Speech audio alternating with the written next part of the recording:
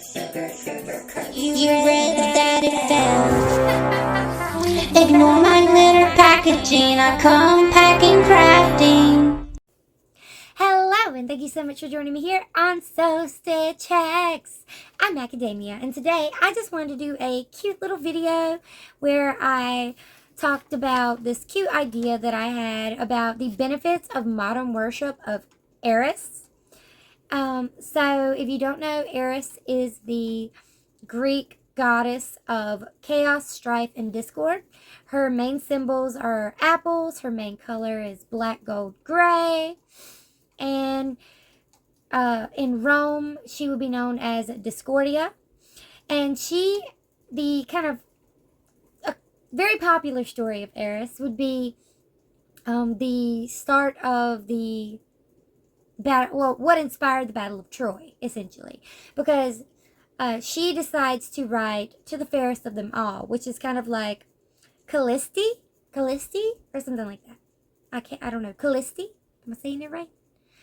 However, she wrote to the fairest of them all and then just kind of chucked that apple up there. And then Zeus had to decide between Hera, Aphrodite, and Athena because they all thought, like, I'm a bad bitch. I'm super cute. It must be for me. It was not, in fact, for any of them. It was just meant to cause strife and discord. And then it's all history from there. Now, the reason why I think this is cool is because a lot of people don't think it's good to worship chaos. Valid. However, I think it can be used in daily life, just as you use hard lessons to teach you appreciation of what you have, or hard lessons to make you stronger. A worship and working relationship with the goddess Eris will bring chaos into your life, that's for sure.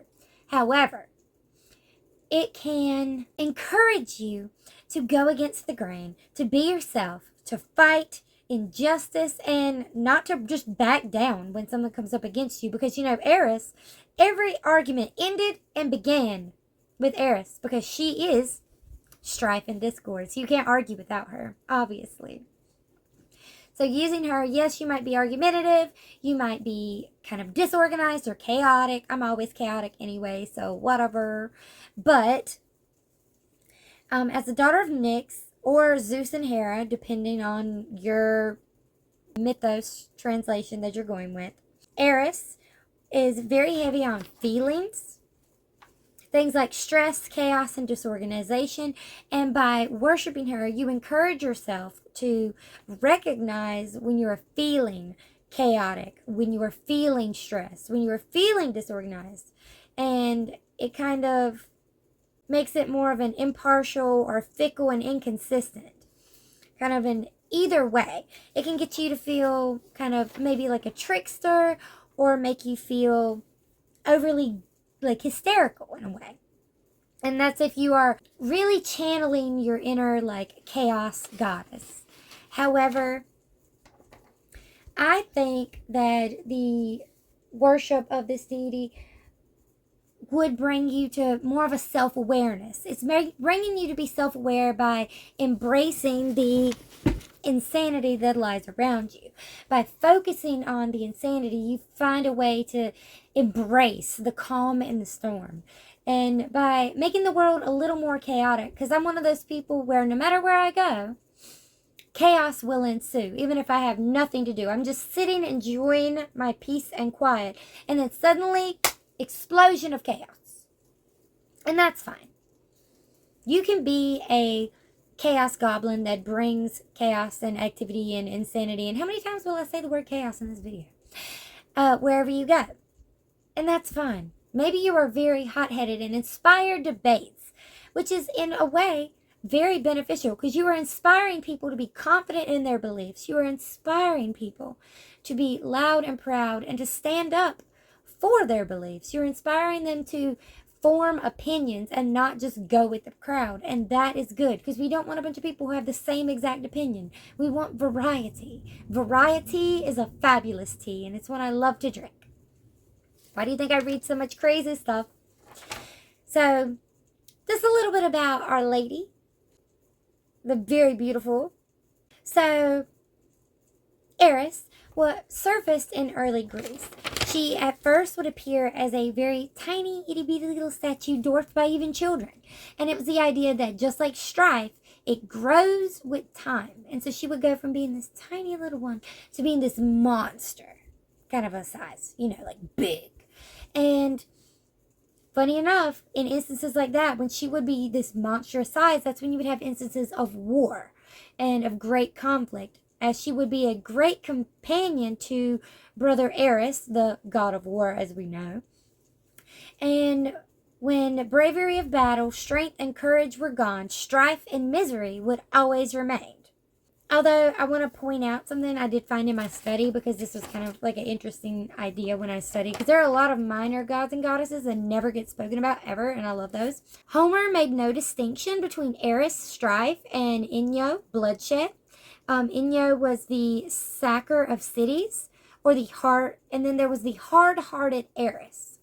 Now, we can't entirely go off of Homer, because while he is a big person to follow in the mythos, from his writing of the mythos, or potentially of their writing, since it could be multiple people, it does have a little bit of a overlay from, the traditions and of the political climate of the era. There's going to be a little bit more.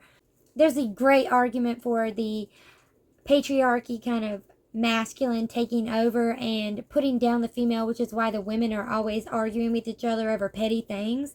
And realistically, they're a goddess. They're probably above that. And then you have things like, of course, Aphrodite and Persephone didn't like each other, but Aphrodite went to Persephone to hold her most treasured object, the most beautiful man in the world. You don't go to your frenemy for that. You go to your bestie. So obviously there's a little bit of leeway here with how reliable we can consider him as a source.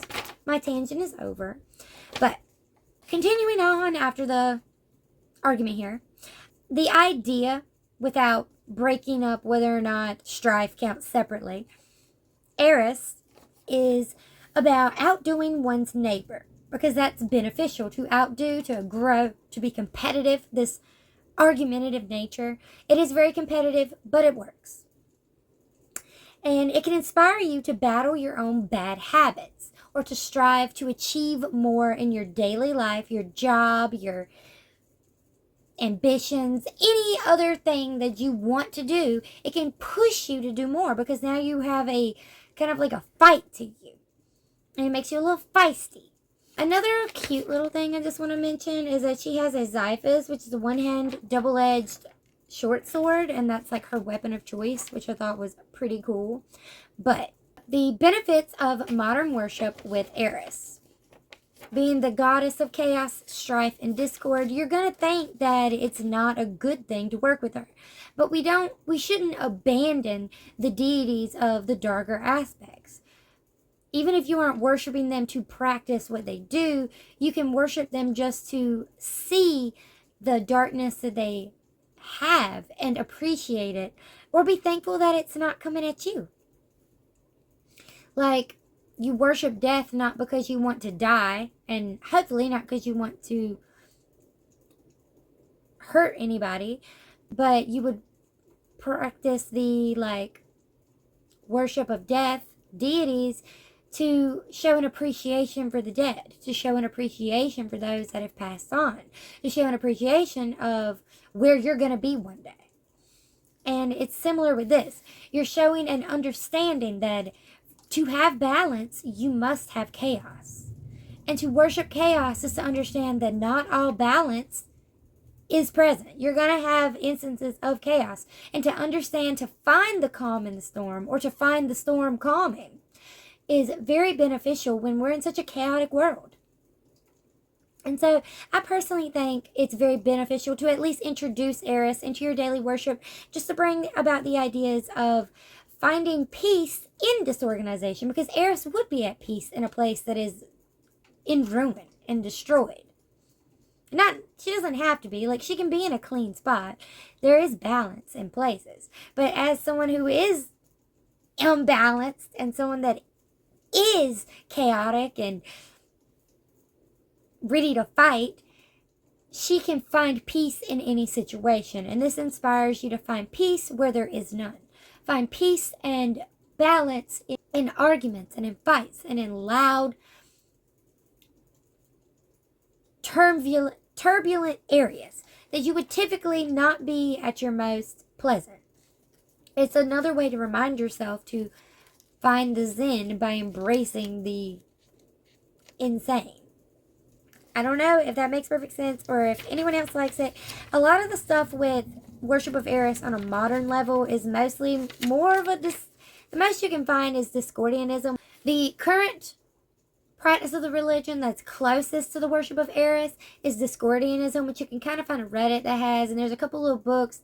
They're not quite exactly what you're looking for, what you want to be looking for, but they give me a very Dada vibe, like the artistic movement and literature movement, where it's very random and chaotic and uncoordinated. And I think that's a good place to start. It's this idea that nothing makes sense, and thus everything does.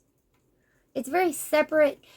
Separate yourself from what you think the balance is, because nothing is balanced, but everything is balanced. And without both, you have nothing.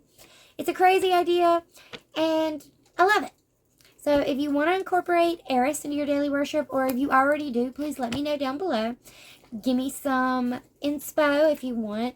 Some things that I would just do is just give her favorite colors, give her apples. I like to find things that are just kind of chaotic. Like, what is that? Like the elephant in the room. The way I might embrace her is looking up something controversial or looking up both sides of a debate and just kind of enriching myself with these arguments and with these different ideas, because I like to see both sides of the coin. But let me know down below. Alright, so my Wicked Vipers, I will see you here next time, and I hope you have a wicked evening. Bye!